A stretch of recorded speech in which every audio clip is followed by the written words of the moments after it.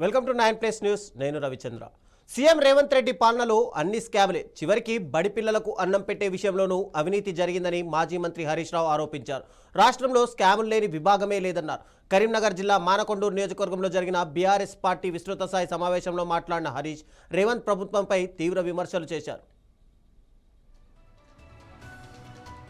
మీ జిల్లా మంత్రులు పాపం వాళ్ళని చూస్తే నాకు జాలేస్తా ఉంది. నేను మొన్నెప్పుడో మాట్లాడినా, గురుకుల పాఠశాలల్లో ప్రభుత్వ పాఠశాలల్లో గా పిల్లలకు అన్నం పెట్టే కోడిగుడ్ల మీద ఉప్పు పప్పు మీద కూడా ఎవడన్నా పైసలు తింటారా, పాపం తగులుతుంది అన్న. 2000 కోట్ల స్కామ్ జరిగింది అని నేను మీడియాలో మాట్లాడినా. మన కరీంనగర్ జిల్లా మంత్రులు మన జిల్లా పరువు తీస్తున్నారు. లక్ష్మణ్ గారు, పొన్నం ప్రభాకర్ గారు నాకు ఛాలెంజ్ లేచిండ్రు.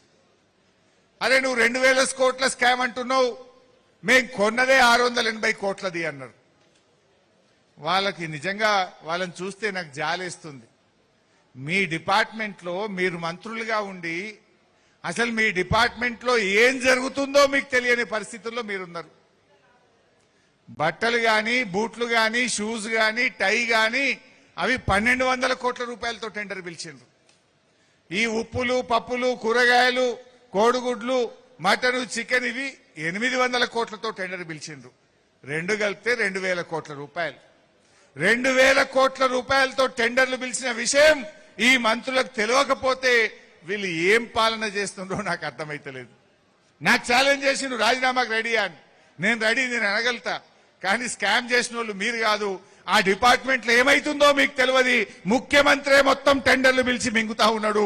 ఆ అనుముల వారి అన్నదమ్ములే మింగుతున్నారు కనుక మీకేమైతుందో మీకు తెలియదు.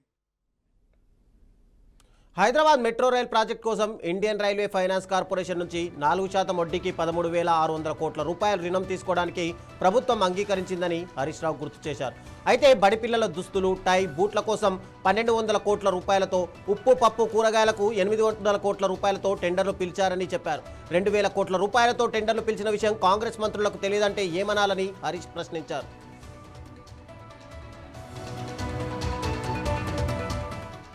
మంత్రి పొన్నం ప్రభాకర్ తనను విమర్శించేటప్పుడు 680 కోట్ల రూపాయలు అంటున్నారు. అంటే టెండర్ల మొత్తం ఎంతో తెలియని పరిస్థితుల్లో మంత్రులు ఉన్నారా అని హరీష్ ఎద్దేవా చేశారు. ఏది అడిగినా ఖజానా ఖాళీ అని సీఎం రేవంత్ రెడ్డి అంటున్నారు.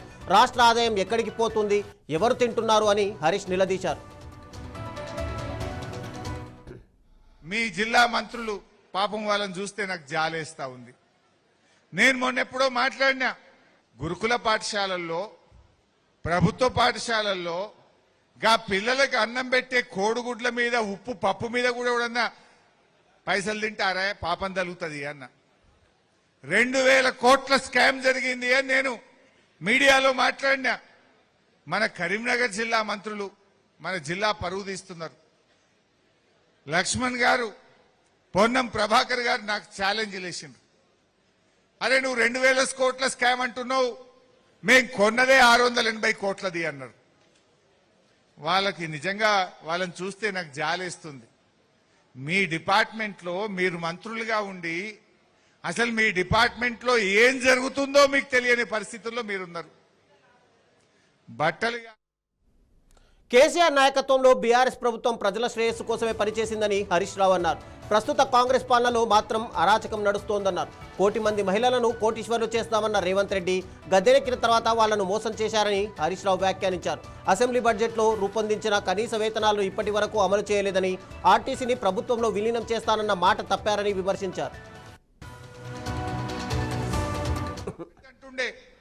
1,000,000 మంది మహిళల్ని కోటీశ్వర్లు చేస్తా అన్నాడు. 1,000,000 మంది మహిళలు కోటీశ్వర్లు కాలే, యనుముల వారి 4 అన్నదమ్ములు మాత్రం కోటీశ్వర్లు అయినరు. మీ 4 మాత్రం కోటీశ్వర్లు అయినరు. మహిళలు అయినరు ఎక్కడన్నా? ఇలా యనుముల వారి కుటుంబం మీ కడుపు నిండింది. మహిళలు, పేదలు, రైతులు వాళ్ళ కడుపు మాత్రం ఎండుతా ఉన్నది. అరేగా కూలీలకు ఇస్తాను, ఉపాధి హామీ కూలీలకు మేము సంవత్సరానికి 12,000 ఇస్తామని 3 బడ్జెట్లలో చెప్పిండ్రు. 2024-25 బడ్జెట్లో చెప్పిండ్రు, 2025-26 బడ్జెట్లో చెప్పిండ్రు, మొన్న 2026-27 బడ్జెట్లో చెప్పిండ్రు. బడ్జెట్ల బట్టి గారు చదువుడు, వీళ్ళు బల్లలు కొట్టుడు. పైసలు మాత్రం వత్తలు వచ్చినాయా కూలీలకు ఎక్కడన్నా? కూలీలకు ఇందిరమ్మ ఆత్మీయ భరోసా పేరిట ఏడాదికి 12,000 రూపాయలు ఇస్తామన్నారు. ఏ కూలీకి కూడా 1 రూపాయి. ఎస్, ఇక దీనిపై మరింత సమాచారం మా ప్రతినిధి రాజ్ కుమార్ అందిస్తారు. రాజ్ కుమార్, చెప్పండి. ఈరోజు హరీష్ రావు మాట్లాడుతూ అటు రేవంత్ రెడ్డిని ఫుల్గా టార్గెట్ చేసినట్టుగా కనిపిస్తుంది. ముఖ్యంగా రేవంత్ రెడ్డితో పాటు ఆయన తమ్ముళ్లను, అన్నదమ్ముళ్లను కూడా ఫుల్గా దీంట్లో టార్గెట్ చేశారు. అయితే 2,000 కోట్ల రూపాయల స్కామ్ జరిగింది అని ఒకవైపు హరీష్ రావు చెప్తుంటే కేవలం 650 కోట్లు మాత్రమే జరిగింది అని చెప్పి అటు కరీంనగర్కి చెందిన మంత్రులు చెప్పడం నిజంగా ప్రభుత్వం నిర్లక్ష్యం ఏమైనా కనిపిస్తుందా ఇక్కడ? రైట్ రవిచంద్ర, నిన్న సీఎం రేవంత్ రెడ్డి మాట్లాడుతూ ప్రధానంగా బీజేపీ మీద ఎక్కువ విమర్శ చేశారు. దాంతో పాటు కొంత బీఆర్ఎస్ ని కూడా విమర్శించడం జరిగింది. ఇటీవల కొన్ని విషయాల్లో బీఆర్ఎస్ ని విమర్శిస్తున్న నేపథ్యంలో మరి హరీష్ రావు ఈరోజు కరీంనగర్ జిల్లా మనకొండ నియోజకవర్గంలో జరిగిన బీఆర్ఎస్ పార్టీ విస్తృత సమావేశంలో ఈ యొక్క తీవ్ర విమర్శలు చేయడం జరిగింది. మొత్తం ఈ యొక్క ప్రభుత్వం అంతా అవినీతిమయమైపోయింది, గ్రాముల కాంగ్రెస్ ప్రభుత్వం లాగా మారిపోయింది. చివరికి బడి పిల్లల అన్నంలో ఆ ప్రాజెక్ట్ లో కూడా, ఆ ప్రోగ్రామ్ లో కూడా స్కామ్ చేశారు. దీంట్లోనే మరి చాలా స్కామ్లలో ముఖ్యమంత్రి రేవంత్ రెడ్డి సహోదరులు కూడా ఉన్నారంటూ గతంలో కూడా విమర్శించారు. ఈ రోజు కూడా 2,000 రూపాయల స్కామ్ జరిగిందని హరీష్ రావు ప్రధానంగా ఆరోపించారు.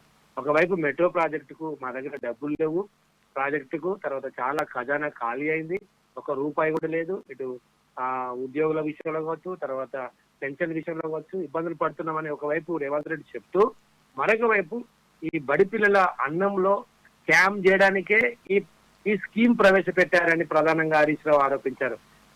ఖజానా ఖాళీ అంటూ ఇలా ప్రజల సొమ్మును దుబారా చేస్తున్నారని కూడా ఆరోపించారు.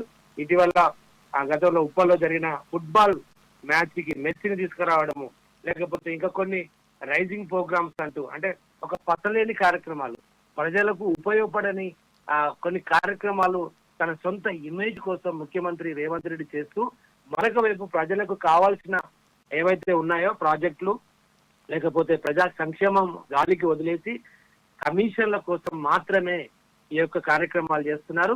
మెట్రో ప్రాజెక్టుపై ఆరోపణలు చేయడం కాదు, దాన్ని ముందు తీసుకెళ్లాల్సిన బాధ్యత కాంగ్రెస్ ప్రభుత్వం మీద, రేవంత్ రెడ్డి మీద ఉంది. తాము అధికారంలో ఉన్నప్పుడు మెట్రో ప్రాజెక్టును, మెట్రో వ్యవస్థను బేసిక్ గా నడిపించాం. ఎప్పుడైతే రేవంత్ రెడ్డి వచ్చారో టోటల్ గా అవకతవకలు జరుగుతూ ఇక్కడ ప్రాజెక్టు కూడా ఆగిపోయే ప్రమాదం వచ్చిందని తీవ్రమైన విమర్శలు, ముఖ్యంగా అవినీతిపై విమర్శలు చేశారు రేవంత్ రెడ్డితో పాటు తన సహోదరులు, ఇంకా కొంతమంది. ఈ విషయం కాంగ్రెస్ లో ఉన్న నాయకులకే కాదు, కేబినెట్ లో ఉన్న మంత్రులకు కూడా స్వయంగా తెలుసు అని కూడా తీవ్రమైన ఆరోపణలు చేసిన పరిస్థితి.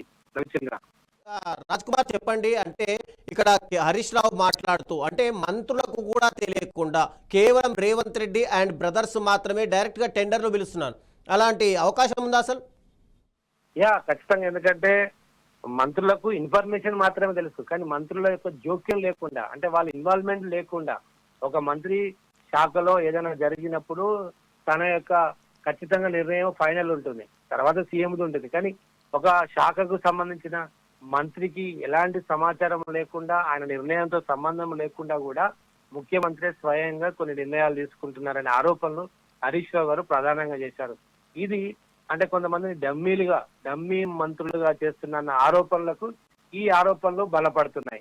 సో కొంతమంది వాళ్ళు ఏం మాట్లాడిన పరిస్థితి, అంటే మౌనంగా ఉండే పరిస్థితి, వాళ్ళ శాఖలో ఏం జరుగుతుందో కొన్ని మంత్రులకు కూడా తెలియదు. అంటే సీఎంఏ తానే మొత్తం అన్ని శాఖలను, ముఖ్యంగా కొన్ని శాఖలను తానే వ్యవహరిస్తున్నట్టుగా ఈ యొక్క ఆరోపణలు కూడా బీఆర్ఎస్ నుంచి వస్తున్నాయి. ప్రధానంగా హరీష్ రావు చేసిన ఆరోపణలో దాని వెనుక ఉన్న అర్థం ఇదే. మంత్రులను ఆల్రెడీ విద్యాశాఖ కానీ, ఇక్కడ హోంశాఖ కానీ, అటు ముఖ్యమంత్రిగా కొన్ని శాఖలు తన వద్దే పెట్టుకున్న ముఖ్యమంత్రి ఇప్పుడు అంటే ఇతర శాఖల్లో కూడా డైరెక్ట్ గా ఇన్వాల్వ్ అయిపోతున్నారని హరీష్ రావు మాట్లాడు. ఈ వ్యాఖ్యలు ఏమైనా సంచలనంగా మారే అవకాశాలు లేవు? ఖచ్చితంగా సంచలనం మారుతుంది. గతంలో కాంగ్రెస్ పార్టీ ప్రతిపక్షంలో ఉన్నాడు, బీఆర్ఎస్ అధికారం ఉన్నప్పుడు ఇదే రేవంత్ రెడ్డి పిసిసి ప్రెసిడెంట్ గా ఉన్నప్పుడు అదే వ్యాఖ్యలు చేశారు. కేసీఆర్, కేటీఆర్, హరీష్ రావు, కవిత తప్ప ఎవరు పనిచేయట్లేదు, మంత్రులందరినీ డమ్మీలుగా చేశారని రేవంత్ రెడ్డి ఆరోపించిన పరిస్థితిని వాళ్ళు జ్ఞాపకం చేస్తారు. మరి అప్పుడు ఆరోపించారు కదా, ఈ రోజు కేవలం సీఎం ఒక్కడే క్యాబినెట్ లీడ్ చేస్తున్నాడు, లేకపోతే సీఎం ఒక్కడే అన్నిట్లో ఇన్వాల్వ్మెంట్ అవుతున్నాడు. ఇవాళ ఈ టెండర్ల విషయంలో కావచ్చు, 2,000 కోట్ల రూపాయల టెండర్లు పిలిచిన విషయం స్వయంగా మంత్రులకే తెలియదు. అంటే మంత్రుల యొక్క జోక్యం లేకుండానే తన సహోదరులకు ఇచ్చాడు, తన అన్నదమ్ములకు ఇచ్చాడు, తన దగ్గర ఉన్న వర్గాలకు ఇస్తున్నాడు అన్నదే హరీష్ రావు యొక్క ఆరోపణ. ఖచ్చితంగా ఇది పెద్ద సంచలనంగా మారే అవకాశాలు. హరీష్ రావు ఇటీవల వరుసగా రేవంత్ రెడ్డి మీద ఆరోపణలు చేస్తున్నారు. ఫ్యూచర్ సిటీ కావచ్చు, ఇప్పుడు స్వయంగా ఇప్పుడు చేసిన ఏదైతే మొత్తం స్కామ్లే అంటూ ఆరోపణలు చేసి నిజంగా సంచలనాలు రేపెత్తే విషయమే. ఇది మామూలు ఆరోపణలు కాదు, చాలా పెద్ద ఆరోపణలు రవిచంద్ర. అంటే ఇంతకుముందు అసలు తెలంగాణలో ఈ బ్రేక్ఫాస్ట్ స్కీమ్ అనేది లేదు. యాక్చువల్గా తమిళనాడును తీసుకొచ్చి ఇక్కడ బ్రేక్ఫాస్ట్ స్కీమ్ కూడా మేము తీసుకొస్తామని రేవంత్ రెడ్డి చెప్పారు. ఇది ఒక మంచి నిర్ణయం అయినప్పటికీ కూడా ఇందులో 1,000 కోట్ల స్కామ్ జరుగుతుంది అని చెప్పి బీఆర్ఎస్ ఆరోపిస్తారు. అయితే బీఆర్ఎస్ కార్యాచరణ ఎలా ఉండబోతుంది? సో ఆల్రెడీ మధ్యాహ్న భోజన పథకం ఉంది. సో ఈ మధ్యాహ్న భోజన పథకం ఉన్నప్పుడు మళ్ళీ వేరే రాష్ట్రాల్లో ఎక్కడ అమలవుతున్న పథకాన్ని రేవంత్ రెడ్డి తీసుకొచ్చారు. కానీ ఖజానాలో ఒక రూపాయి లేదంటున్న ముఖ్యమంత్రి 2,000 కోట్ల రూపాయల ఎలా తీస్తారు టెండర్లు? ఇవి ఆ పిల్లలను ఉద్దేశించి కాదు, పిల్లల క్షేమాన్ని ఉద్దేశించి కాదు, ఆ టెండర్ ద్వారా ఇండైరెక్ట్ గా తన వర్గీయులకు కమిషన్ల కోసమే చేస్తున్నాడు అనేది ఆ యొక్క బీఆర్ఎస్ యొక్క ఆరోపణ, హరీష్ రావు యొక్క ఆరోపణ ప్రధానంగా. దీని మీద ఖచ్చితంగా బీఆర్ఎస్ పెద్ద ఎత్తున ఉద్యమం చేసే అవకాశాలనే, రోడ్డు మీదకి వచ్చే అవకాశాలనే. దీని మీద వీళ్ళు రాష్ట్ర వ్యాప్తంగా దీంతో పాటు ఇంకా ప్రధానమైన సమస్యలతో పాటు ముఖ్యంగా ఈ స్కామ్ మీద కూడా బీఆర్ఎస్ ఊరుకునే పరిస్థితి లేదని కూడా బీఆర్ఎస్ నేతలు చెప్తున్నారు. అంటే ఒకవైపు ఏబీవీపీ కూడా ఈరోజు ధర్నా చేసింది అటు ఫీజులకు సంబంధించి. ఇప్పుడు హరీష్ రావు వ్యాఖ్యలు కూడా అటు స్కూళ్లకు సంబంధించిన వ్యాఖ్యలే కనిపిస్తున్నాయి. టోటల్గా రాజకీయాలు మొత్తం ఈ స్కూళ్ళ చుట్టే తిరిగే అవకాశాలు కనిపిస్తున్నట్టున్నాయి.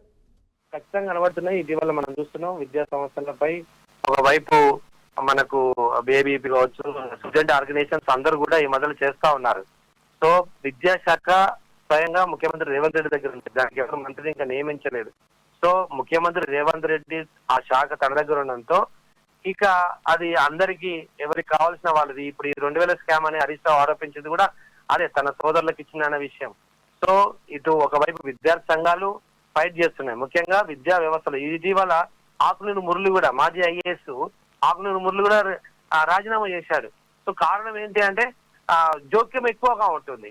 సో తను డైరెక్ట్ చెప్పకపోయినా తనకు గమనించి ఉంటాడు ఈ వ్యవస్థలో ఈ లోపాలు ఉన్నాయి, ఈ విద్యా వ్యవస్థలో. తాను చెప్పింది కూడా తను ఇచ్చిన ఏవైతే సూచనలు సలహాలు ఏవైతే ఉన్నాయో రిపోర్ట్ ఉందో దాన్ని పక్కన పడేసినారని ఆరోపణలు ఆకునూరు మురళి చేస్తాడు స్వయంగా. సో ఇప్పుడు ఆ ఆరోపణలకు బలోపేతం అవుతున్నాయి హరీష్ రావు చేసిన ఆరోపణలు. ఒకవైపు స్టూడెంట్ ఆర్గనైజేషన్ కూడా ప్రతిరోజు ఏదో ఒక స్టూడెంట్ ఆర్గనైజేషన్ ఆ యొక్క విద్యా సంస్థలను అధికారుల యొక్క ఆఫీసులను ముట్టడి చేయడము, ధర్నా చేయడము, ఇవన్నీ జరుగుతా ఉన్నాయి. మొత్తం మీద విద్యా వ్యవస్థ మీద కాస్త కొంచెం అందులో లోపాలు ఎత్తి చూపే ప్రయత్నం అయితే జరుగుతుంది. అక్కడ ఏదో స్కామ్స్ జరుగుతున్నాయనేది ప్రతిపక్షాల ఆరోపణలు. Thank you Raj Kumar.